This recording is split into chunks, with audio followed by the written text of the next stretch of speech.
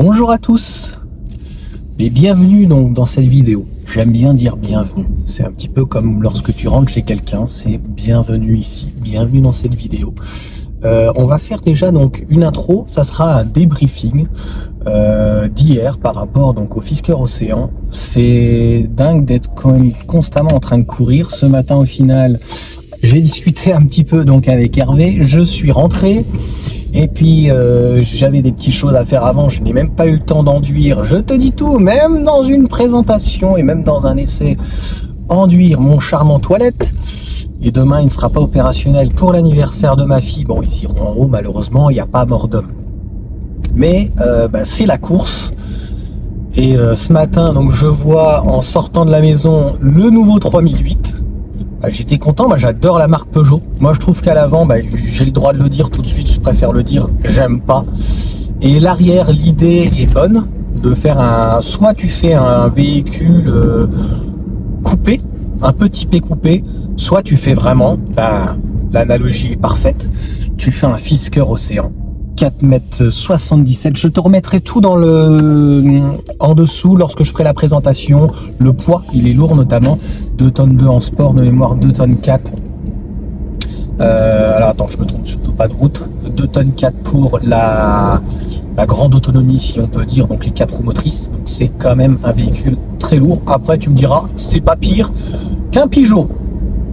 Donc là, pour revenir donc au Fisker Océan hier, donc déjà l'endroit où ils ont trouvé à Buc, ceux qui connaissent, c'est un endroit qui est quand même extrêmement stratégique. Ils m'ont dit qu'ils étaient encore à la recherche d'un showroom dans Paris. Par contre, à Buc, ils vont faire entre guillemets de la réparation, mais normalement il n'y a pas de préconisation donc d'entretien qui est prévu, donc ça c'est une très bonne chose. Mais il peut y avoir donc des choses à faire, à réparer. Et puis tu sais très bien que sur une voiture électrique, mis à part chez les constructeurs généralistes qui veulent que tu viennes chaque an ou tous les 2 ans, mis à part surveiller le liquide de refroidissement, je dirais il n'y a que ça à surveiller. Hein. Je pense qu'on est tous un petit peu près d'accord là-dessus pour les utilisateurs et les possesseurs de voitures électriques. Sur l'enseigne, la concession, clairement, c'est une ancienne concession Audi. Et alors là, on ne retrouve pas des vendeurs d'Audi, mais j'ai vu donc avec le responsable carrément, j'ai vu les vendeurs, etc., etc. C'est très scandinave. La manière de faire est très scandinave. J'aime beaucoup. C'est un petit peu à la Suisse, tu vois. Ça travaille lentement, sûrement, mais par contre, ça bosse. Ça bosse, c'est des passionnés. Il était 18h, j'ai fini finalement pratiquement à 18h30 et ils m'ont pas dit attendez là c'est bon on ferme. Non, venez prendre un café et tout. C'est vraiment cet esprit scandinave qu'on a et que je pense que le français qui n'est pas, il n'y a pas que des surexcités en France, mais ça devient des fois un peu compliqué. Je pense va beaucoup apprécier de retrouver un petit concon et un véhicule en fait. Pour être très clair, et je l'ai mentionné comme ça dans la vidéo d'hier, il est pile poil conforme à ce que je m'attendais. Tu vois, c'est un petit peu comme une nana. Aujourd'hui, il paraît que les jeunes, ils vont sur Tinder et tout. La fille est photoshopée et t'arrives pas à la reconnaître. Ça, c'est dramatique quand même. Et tu dis, ah, c'est toi? Voilà, j'extrapole, mais pour te donner un exemple, la Smart #1, quand je suis allé la voir, en plus ils avaient des toits jaunes, des fous quoi. Donc ça attire encore plus l'œil. J'en ai vu une, la Carrefour Market la dernière fois, tout en noir, ça passe déjà mieux. Mais le haut du toit, le véhicule est trop haut par rapport en fait à la partie capot. Je sais pas si j'arrive à bien me formuler, à bien m'expliquer, mais ça fait vraiment, je n'ai pas d'autres exemples, ça fait vraiment bizarre. C'est trop haut sur la partie haute et sur le capot moteur, si on peut dire, c'est trop bas. Et en fait, il y a une distorsion entre les deux qu'il n'y a pas sur le EX30, par exemple, qui, au niveau de entre le haut et le bas, c'est déjà beaucoup mieux. Je crois que c'est 1,57 m. L'autre, c'est dans les 1,63 m ou 65. Donc, c'est vraiment quand même haut pour un véhicule électrique et bas sur les autres parties. À ce juste titre, en ce qui concerne l'intérieur du Fisker Océan, le EX, donc Volvo EX30, on est dans le même esprit que chez, on va dire, Tesla, qui va être certainement copié, qui va être revu. Je parle de l'esprit, je parle de la manière, on va dire, aujourd'hui de concevoir un véhicule. Moi, j'aime bien ce côté-là. L'infodivertissement aussi, le responsable m'a dit que c'était... Il y a des mises à jour à faire, c'est pas encore le top du top, mais a priori Tesla au tout début, c'était pas le top du top du top non plus, donc ça c'est de l'informatique, donc clairement il va falloir gérer la chose. A priori l'insonorisation, c'est ce que je disais donc en message ce matin à Olivier, elle a l'air, il m'a dit qu'elle était excellente, donc lui il a une Model 3, donc il sait quand même de quoi il parle, il a la Model 3 donc de 2021 avec déjà les vitres à l'avant mieux. Là je suis dans la Mégane, tu vois, l'insonorisation c'est pas qu'un problème de pneus, c'est quand même moyen. J'ai vu qu'on avait quand même du costaud. Fisker, donc c'est quand même associé, donc ils vont avoir une usine aux États-Unis, mais c'est associé quand même avec Magna. Magna, ce n'est pas rien. Ce n'est pas un constructeur, mais c'est une usine d'assemblage, en tout cas très conséquente. De mémoire, je crois qu'ils ont déjà délivré 5 millions de véhicules donc aux marques avec qui ils ont pu travailler. Porsche, Cayman, Boxster, etc. Donc Porsche, BMW, Audi, je crois qu'il y avait l'Audi TT, MK1, MK2 là-haut, et puis il y a eu aussi la RCZ qui a été donc en partie, si on peut dire, conçue, en tout cas assemblée là-haut. Donc on a un constructeur en fait qui m'a toujours attiré dans la mesure où les batteries c'est CATL et l'assemblage chez Magna. Après voilà, est-ce qu'au niveau du service ça va réussir? Là l'emplacement comme je disais est vraiment un emplacement de choix. Ceux qui connaissent le 78 ou le 92 Buc, on est sur le plateau de Saclay avec Orsay qui va se développer, ça va être la folie ici, c'est la future Silicon Valley quand même, ce n'est pas rien, mais clairement c'est pas moi qui le dis, mais c'est comme ça que ça va se déterminer. Il y a 50 ans en Yvelines avec 240 000 aujourd'hui habitants, c'est la deuxième communauté d'agglomération la plus puissante de France, et la première je crois, j'ai un doute, je sais plus si c'est Versailles Chantier, enfin Versailles ou avec Clamart. Clamart est juste à côté, Versailles est juste à côté. Buc, ce n'est pas rien. Il y a le franco-allemand, c'est juste l'école, pareil, la meilleure de France. Donc, bon, un petit peu élitiste. Mon fils y a passé pour information et malheureusement, il l'a pas eu. Je pense qu'il s'est mis la pression, etc. Et limite, je suis rassuré parce qu'on est allé voir la copie, elle était plutôt bonne. Et la nana, là, a priori, il y a beaucoup maintenant, c'est plutôt des professeurs, des dames que des messieurs, l'a bien saqué et je les ai trouvés trop élitistes. Tu peux être, comment dire, être le premier de cordée là, comme le très cher président pourrait dire, mais ça ne t'oblige pas à avoir un air condescendant. C'est ça que je veux dire en fait. Tu peux te sentir supérieur, tu peux sentir que tu es plus intelligent, mais t'es pas obligé d'en écraser les autres. Donc voilà en tout cas pour l'histoire de Buc. L'histoire du logo, je l'ai relu ce matin, le responsable me l'a dit, donc vous me l'avez marqué dans les messages, il n'est pas très joli.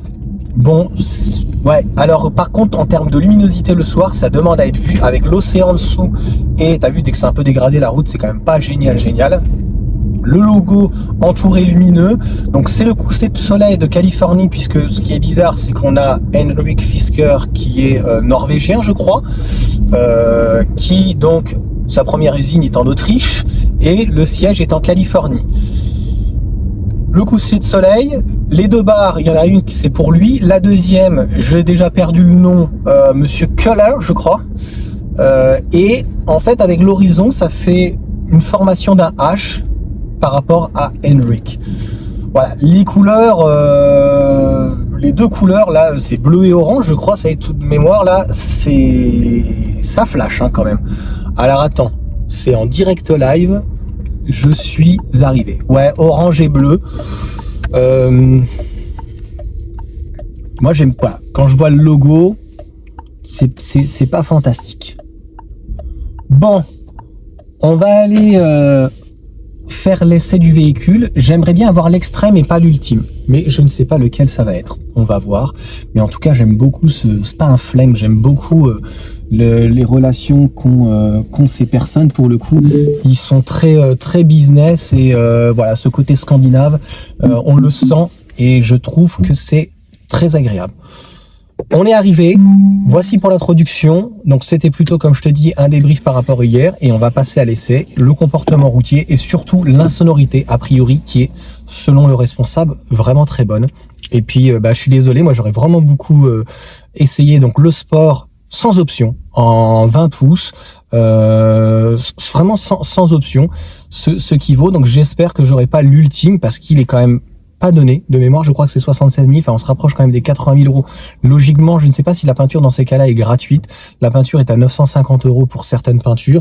Et c'est comme Tesla, les peintures, notamment en mat, elles explosent. Et j'ai eu aussi un commentaire, je sais plus qui me disait, c'est vrai que en mat, elle est assez jolie, elle est très agressive. Bon voilà, on va faire tout le tour du véhicule. Au même titre, pareil, l'infodivertissement. J'ai vu Yannick qui m'a dit que il avait peur de ça. Bon. Voilà, on est un petit peu en dessous, même de la Renault. C'est a priori leur propre logiciel qu'ils sont en train de développer. Mais la marque est quand même en devenir. On sent qu'il y a une très très belle étincelle et on a un vrai ingénieur. Ce n'est pas Elon Musk, c'est pas un financier, c'est pas un Bernard Tapie. Je suis désolé pour finir là-dessus. Henrik Fisker pour le coup, donc a travaillé pour BMW, mais c'est un style. On sent. Et je le redirai dans la vidéo, on sent que c'est lui qui a trop maîtrisé au niveau du design et on sent la patte du designer. Là, tu vois, quand je revois le 3008 qui doit être dans les 50 000 en hybride, avec cette couleur un peu vert-bleu métallisé, non, là, on a vraiment des traits de caractère. On a un véhicule qui ressemble pratiquement à aucun. Il peut y avoir des petites similitudes, c'est d'autres marques, mais on le fera lors de la présentation et de l'essai. Allez, je te reprends tout de suite.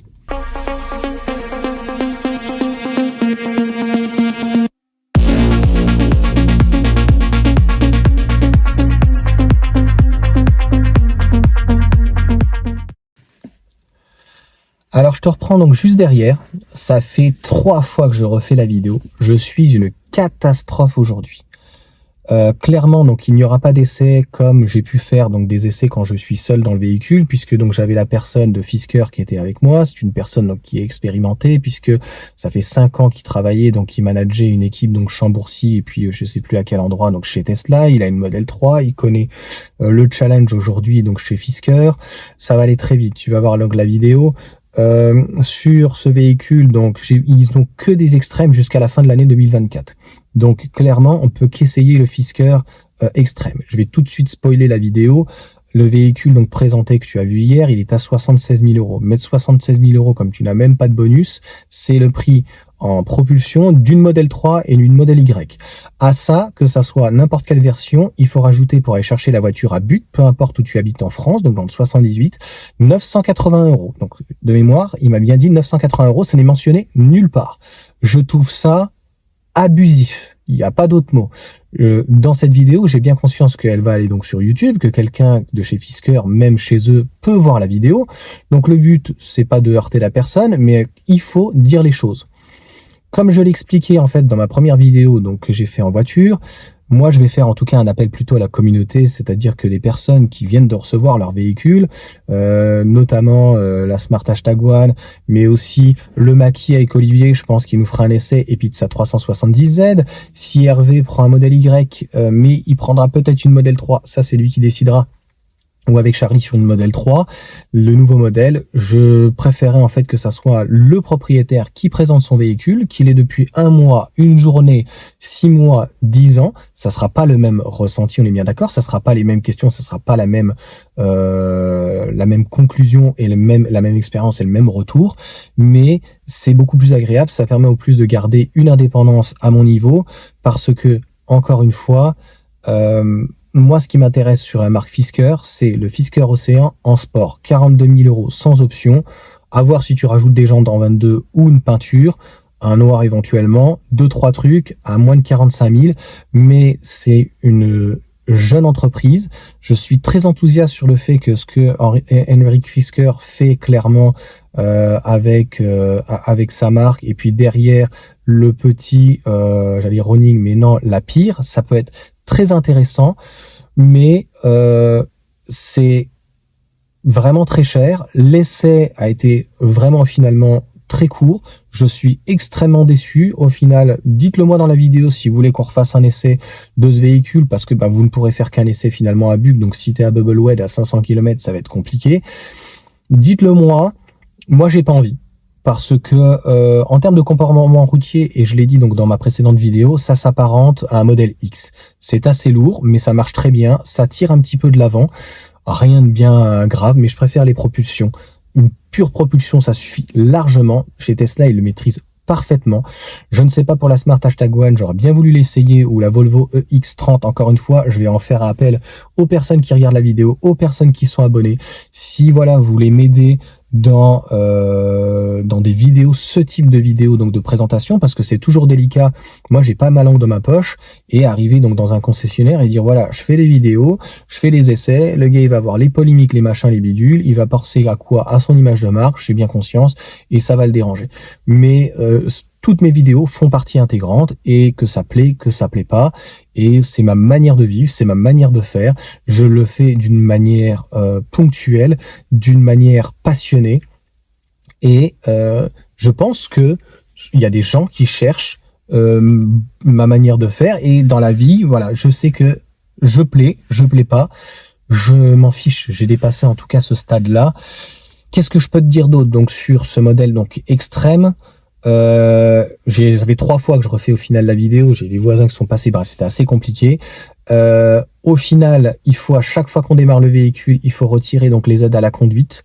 Donc les aides à la conduite et il faut retirer le fait que dès que le véhicule dépasse la vitesse, il sonne. Donc c'est une catastrophe a priori, il a tout déconnecté juste avant. À chaque fois comme la MG4, tu es obligé de le faire, sauf que là, tu es obligé de le faire aussi pour les choses que tu détectes. Et j'avais donné donc l'exemple de mon modèle Y où j'étais sur la double voie, la N10, c'est 90, et il m'a détecté 30 km/h. Tu sais que ça t'arrive en Tesla. La Mégane parfois, mais très rare, elle est un peu plus précise là-dessus. Donc, il y a ça. Il y a l'assemblage que j'ai trouvé au final quand même un petit peu cheap sur certaines choses ce matin, tu vois, j'ai un petit peu tiré sur l'aileron, j'ai tiré sur certaines choses, et ça m'étonne de Magna, donc c'est quand même assez plastique. À 76 000 €, le véhicule n'a pas de pare-choc peint, comme par exemple une Mégane, comme le 3008 peut être, comme chez Renault, comme le Scénic, comme le Rafale. Donc je trouve ça quand même un peu dommage. Il y a les performances, c'est bien, le style à l'intérieur est sympa, mais finalement, le fait qu'il y avait devant le petit écran, c'était pas si bien que ça. Clairement, mettre pratiquement 80 000 € dans ce type de véhicule, je préfère dans ces cas-là, attendre en fin d'année, le Macan. Ça sera pas le 4 roues motrices, mais tu as une technologie 800 volts que tu auras, que ce soit le 2 roues motrices ou le 4 roues. Une propulsion sur un électrique avec le coupe-ça bien tenu, c'est super agréable honnêtement. Le véhicule, donc le X, mais ça sera pareil donc pour l'Ultra ou la Sport, est assez haut, est vraiment très haut. Les sièges en cuir, il y a une bande qui passe au milieu, je trouve qu'avec mon dos, c'est un petit peu gênant. Il m'a l'air très glissant ce siège, et il tient, le maintien est pas super. Donc d'un côté, j'avais essayé le X1 qui a un maintien de fou, et là, le maintien est vraiment pas fantastique. Le volant est assez épais. La tenue de route a l'air d'être vraiment bonne. Le ressenti que j'ai, c'est que ça s'apparente vraiment au modèle X, et on sent pas la vitesse dans ce genre de voiture, donc ça part vite et t'es tout de suite rapidement à des vitesses illégales. Clairement, tu peux vite arriver à 100, 110, 120, 130 très très facilement. Moi, j'aime pas parce que comme le modèle X, ça part plus de l'avant que de l'arrière. Donc, je pense, il m'a dit, mais c'est à confirmer, le moteur des 275 chevaux plus les 400 ou l'autre fait 500 ou 550. Donc, en gros, tu as la différence donc derrière. Et le moteur à l'arrière, finalement, vient aider. Et donc, 42 000 €, comme je le redis, pour le modèle Sport, je pense que c'est très bien, tu la prends telle quelle comme ça, le constructeur à l'extrême n'existe plus, c'est pas très grave, tu as des batteries CATL, ça peut être révisé par Revolt ou d'autres choses. Il y aura des mises à jour de toute façon sur l'infodivertissement. La caméra rétro que tu as donc est bien, mais ne sera uniquement sur l'Ultra ou l'Extrême, donc la Sport va être quand même très dépouillée. Il sera en option avec le cuir, donc un cuir noir je crois et blanc aussi, mais ils ne savent pas sur le tissu, donc ça va être un produit recyclé comme celui-ci. Donc c'est des bouteilles à la base de plastique comme au Leclerc, en fait tu mets ta bouteille et en gros après c'est recyclé, pour ceux qui connaissent. Et donc moi j'ai peur qu'il soit gris comme ça clair, et là sur la Mégane je trouve que ça rend pas. Peut-être que ça peut rendre un peu mieux sur un véhicule qui est beaucoup plus gros, mais en fait sur les 3 vidéos que j'ai fait, j'ai refait, j'ai passé un temps fou là, il est pratiquement midi. Vraiment, je suis déçu. Je suis déçu déjà de ne pas avoir pu prendre le véhicule seul. Au final, je sais pas, ils m'ont dit qu'il y avait des assureurs qui devaient venir et essayer après le véhicule. C'était pas prévu, c'était pas du tout clair le propos. Clairement l'extrême, la One de toute façon en France, il y en a eu 46, ils m'ont dit combien de personnes va mettre 70 à 80 000 euros, plus, je ne sais même plus si je l'ai dit dans cette vidéo propre, 980 euros de mise en service, en fait, la livraison. Donc, tu vas chercher ton véhicule même à Buc, parce qu'aujourd'hui, il n'y a que Buc, c'est 960 euros. Donc, tu prends même une Sport à 42 000, c'est 980 euros. Et comme je redis, 76 000 euros quand même le véhicule. Tu as largement de quoi avoir 2 véhicules. Ils n'ont pas de leasing actuellement, donc proposé. Donc, je suis dégoûté, je suis médusé. Le véhicule peut être sympa, mais je trouve que voilà, moi c'est pas cette finition là qui me plairait. Je peux pas me positionner sur un véhicule aussi cher, joli soit-il.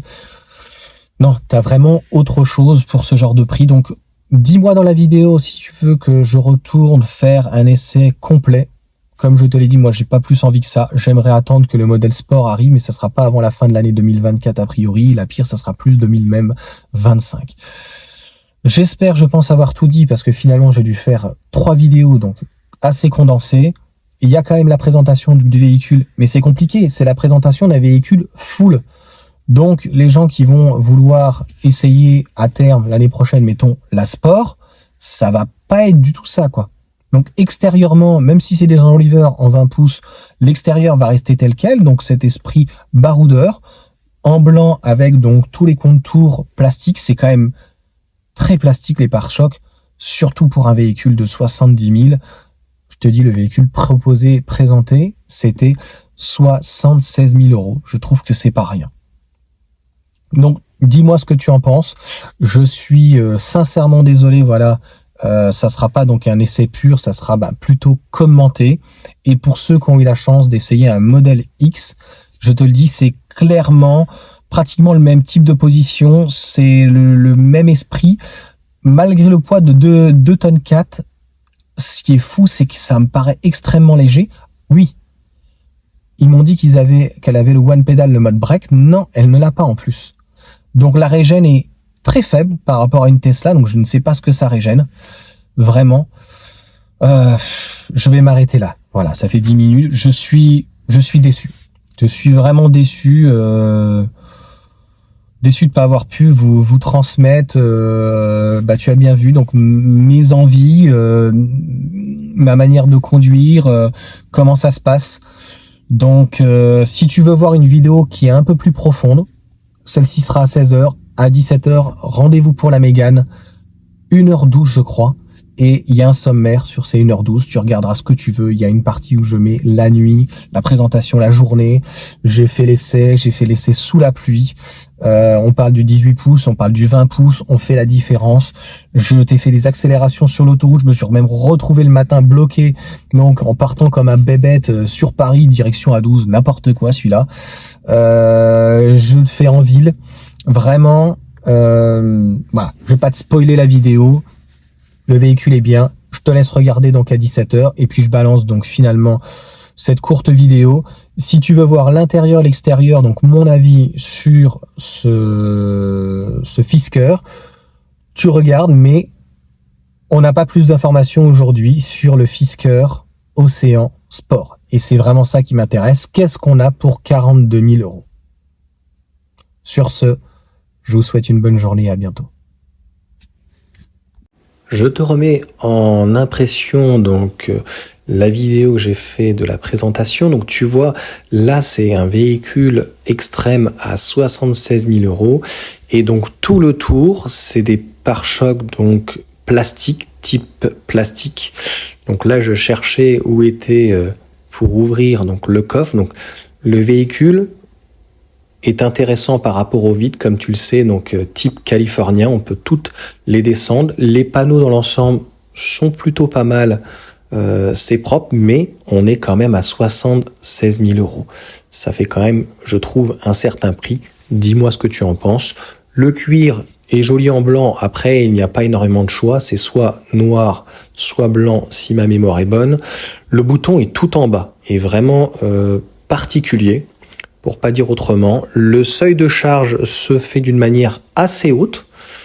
On a finalement en dessous vraiment pas beaucoup de coffres. On s'est habitué quand même au Tesla avec des sous-coffres assez impressionnants. Le coffre, on va dire, est standard. C'est pas gênant. Ce qui est dommage, c'est qu'il n'y a pas de coffre à l'avant, il n'y a pas de frunk pour pouvoir mettre ses affaires. Donc, on a un petit bandeau, voilà, pour l'USB. Il n'y a pas d'aumônière, malheureusement. Le véhicule est vraiment très creux, très plat. Ça, là-dessus, à l'arrière, on a l'impression vraiment d'être comme dans le modèle Y. Le châssis est quand même un petit peu plus haut. Donc c'est plutôt bien fini, hein, tu vois, là on voit vraiment power, là c'est le châssis, il est vraiment très haut, c'est plutôt bien encore une fois fini. Après encore une fois, on n'a pas la même exigence à 40 000 qu'à 76 000. Donc je trouve que pour un véhicule à 76 000 euros, comme je te l'ai dit, moi si franchement j'avais cette somme à mettre dans un véhicule, je partirais plus sur un Macan. Alors l'infodivertissement, c'est d'ailleurs la question que j'ai oublié de poser donc aux responsables. Si c'était eux qui géraient les choses en interne, je crois que oui. Et oui, c'est un petit peu long. Bon là, c'était en anglais, mais a priori en français. Moi, j'aime beaucoup Tesla. Ça s'apparente clairement à un iPhone. Et j'ai des iPhones depuis plus de 10 ans avec l'iPhone 4 et clairement, j'aime beaucoup. C'est très très très intuitif. Là, j'ai pas trouvé que c'est soit vraiment intuitif, donc il faut rentrer à chaque fois dans le menu pour démarrer et désactiver les aides à la conduite et aussi pour la vitesse. Donc là, tu as différents modèles. Tu as donc le mat qui est encore plus élevé je crois que c'était 3006 et là on est à 4500 € la peinture, donc ça commence à faire un certain prix. Donc maintenant, j'attends de voir clairement le Fisker Océan Sport.